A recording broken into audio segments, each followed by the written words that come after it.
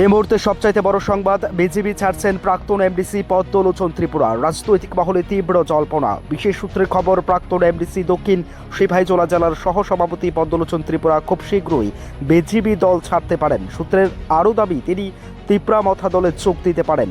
তিনি একাধিকবার এই বিষয়ে মহারাজা প্রদ্যুৎ বিক্রম মাণিক্য দেববর্মার সাথে ফোনে কথা বলেন। এরই মধ্যে পদ্মলোচন ত্রিপুরার একটি সাম্প্রতিক ফেসবুক পোস্ট ঘিরে নতুন করে শুরু হয়েছে জল্পনা। তিনি লিখেছেন, পাওয়ার এবং পজিশন পেলে মানুষ ইতিহাস ভুলে যায়, ক্ষমতা চিরস্থায়ী নয়। এই বার্তাটি কাকে উদ্দেশ্য করে লেখা, দলের কোনো নেতা নাকি রাজনৈতিক পরিস্থিতি, তা নিয়ে শুরু হয়েছে নানামুখী আলোচনা।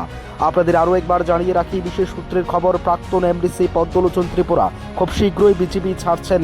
তিনি ত্রিপুরা মথা দলে যোগ দিতে পারেন বলে অভিমত অনেকেরই। মহারাজা প্রদ্যুৎ কিশোর বিক্রম মাণিক্য দেববর্মার সাথে ফোনে কথা বলা হয়েছে বলে সূত্রের খবর।